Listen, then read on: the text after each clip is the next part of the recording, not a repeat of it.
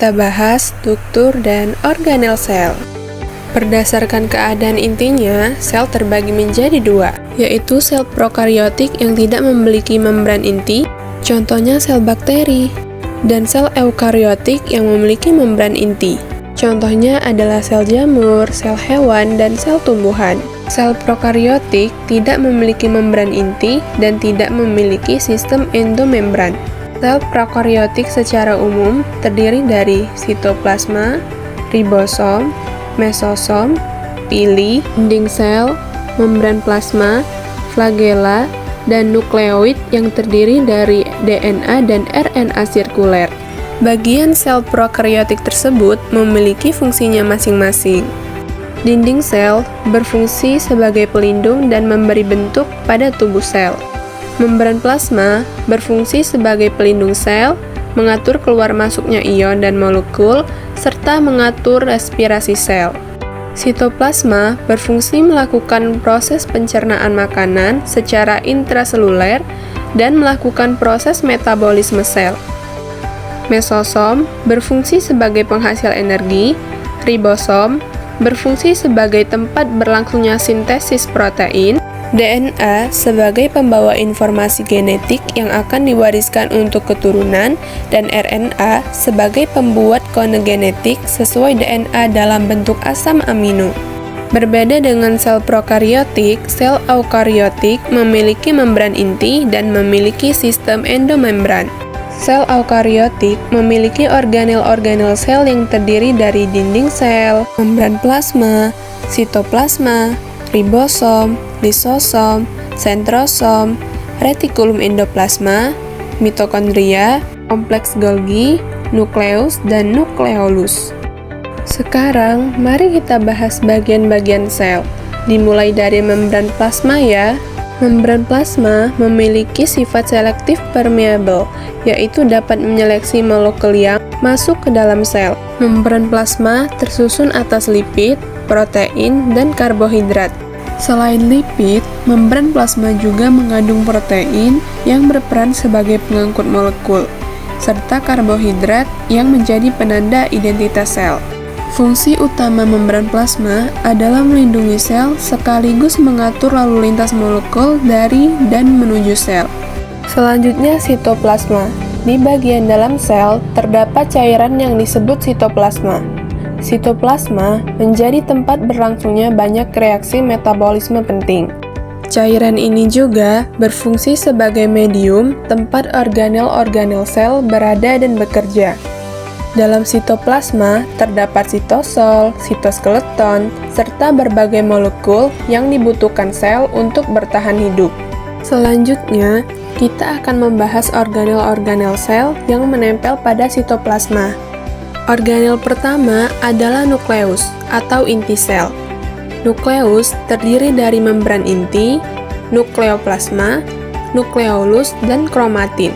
Membran inti memiliki pori-pori yang kecil yang berfungsi sebagai tempat keluar masuknya zat dan melindungi kromosom agar tidak bercampur dengan molekul besar dari sitoplasma.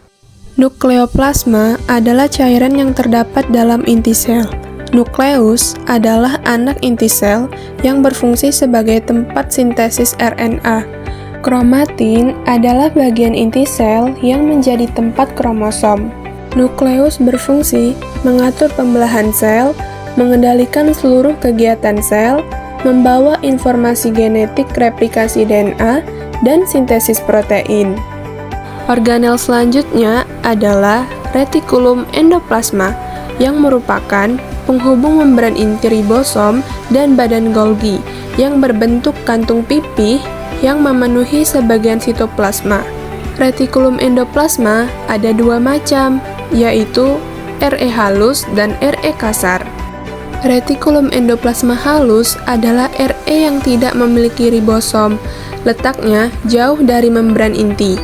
Fungsi dari RE halus adalah sebagai tempat sintesis lemak untuk hormon metabolisme, karbohidrat, penyimpanan kalsium, dan detoksifikasi racun. Retikulum endoplasma kasar adalah RE yang memiliki ribosom, letaknya kebanyakan dekat dari membran inti. Fungsinya adalah untuk mensintesis protein bersama ribosom yang akan digunakan di membran atau di luar sel. Jadi, fungsi RE adalah menyintesis lemak dan kolesterol sebagai alat transportasi antar molekul, menetralkan racun, dan menampung protein yang disintesis oleh ribosom yang terdapat di RE kasar. Selanjutnya adalah ribosom. Ribosom adalah organel kecil yang tersusun dari RNA dan protein. Meskipun ukurannya kecil, ribosom memiliki fungsi vital, yaitu menyintesis protein. Ribosom dapat ditemukan bebas di sitoplasma atau menempel pada RE kasar. Protein yang dihasilkan akan digunakan untuk berbagai kebutuhan sel, mulai dari enzim hingga pembangun struktur. Selanjutnya adalah badan Golgi. Badan Golgi tersusun atas tumpukan kantong pipih yang saling berdekatan. Fungsi utama organel ini adalah memodifikasi, mengemas, dan mengirimkan protein yang telah diproduksi oleh RE kasar. Badan Golgi juga menghasilkan vesikel, lisosom, dan beberapa jenis karbohidrat. Tanpa badan Golgi, sel tidak dapat menyalurkan protein ke tempat yang tepat. Selanjutnya adalah bagian sel yang terakhir, yaitu mitokondria. Mitokondria adalah organel yang bertanggung jawab menghasilkan energi. Di dalam mitokondria berlangsung proses respirasi seluler yang menghasilkan ATP, sumber energi utama bagi sel. Organel ini memiliki dua membran. Yang pertama adalah membran luar yang halus, dan yang kedua, membran dalam.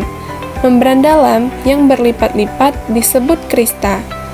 Karena perannya sebagai penghasil energi, mitokondria sering dijuluki powerhouse of the cell. Nah, itulah organel-organel sel pada sel eukariotik. Semua organel yang kita bahas tadi terdapat pada sel tumbuhan dan sel hewan. Yuk kita bahas lebih lanjut. Yang pertama adalah sel tumbuhan. Pada sel tumbuhan, terdapat organel khusus berupa kloroplas, dinding sel, dan vakuola yang berukuran besar. Tumbuhan terdiri dari dinding sel, plasmodesmata, lamela, protoplasma, peroksisom, badan Golgi, vakuola tengah, sitoskeleton, mitokondria, plastida, kloroplas, RE kasar, dan RE halus, membran inti, kromatin, dan nukleus. Organel khusus pada sel tumbuhan, pertama, dinding sel. Dinding sel memiliki struktur yang terdiri dari dinding primer, dinding sekunder, lamelah tengah, dan plasmodesmata. Dinding sel tersusun atas selulosa, hemiselulosa, dan pektin. Selulosa bersifat kaku dan memberi bentuk sel, serta mempertahankan turgiditas sel. Fungsi dari dinding sel antara lain menyokong sel, melindungi selaput plasma, memelihara keseimbangan sel dari tekanan, dan memberi bentuk pada sel. Organel khusus berikutnya adalah vakuola. Vakuola merupakan organel sitoplasmik berisi cairan yang dibatasi oleh membran tonoplas. Pada sel tumbuhan yang sudah tua, vakuola tampak berukuran besar dan berisi cadangan makanan serta pigmen. Vakuola terbagi menjadi 3 jenis, yaitu vakuola tengah atau tonoplas, yaitu vakuola yang mendominasi sel tumbuhan yang berfungsi sebagai tempat penyimpanan makanan. Yang kedua adalah vakuola makanan, yaitu vakuola yang berfungsi sebagai tempat pencernaan penyimpanan dan pengedaran makanan. Ketiga, vakuola kontraktil, yaitu vakuola berdenyut yang berfungsi sebagai osmoregulator, yaitu pengatur nilai osmotik dalam sel. Secara keseluruhan, vakuola berfungsi sebagai tempat menyimpan zat makanan, penyimpanan pigmen, menyimpan minyak atsiri, memasukkan air melalui tonoplas, dan sebagai tempat penimbunan sisa metabolisme. Selanjutnya adalah plastida. Plastida memiliki struktur yang terdiri dari membran luar, membran dalam, grana, dan tilakoid. Plastida merupakan organel bermembran rangkap yang berasal dari perkembangan proplastida di daerah meristematik berdasarkan pigmen yang dikandungnya. Plastida dibedakan menjadi kloroplas yang mengandung klorofil, berguna sebagai tempat fotosintesis. Kromoplas mengandung pigmen non-fotosintetik yang terdiri dari warna merah, orange, dan kuning. Leukoplas pigmen tidak berwarna yang berguna sebagai tempat penyimpanan makanan. Selanjutnya, sel hewan.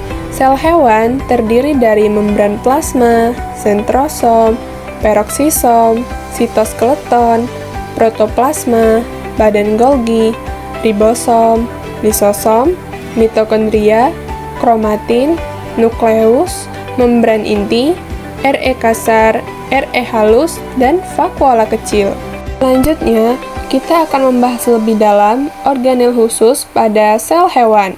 Organel khusus yang pertama adalah lisosom.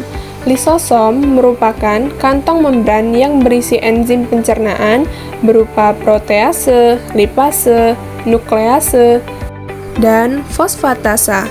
Lisosom memiliki fungsi untuk melakukan pencernaan intrasel, menghancurkan struktur sel yang tidak dikehendaki atau autofag, membebaskan enzim keluar sel atau eksositosis, menghancurkan diri sel atau autolisis.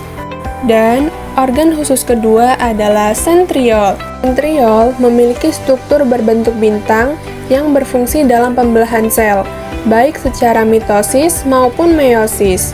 Pada sel hewan juga terdapat sentrosom yang terdiri dari 2 sentriol, yang juga berperan dalam pembelahan sel.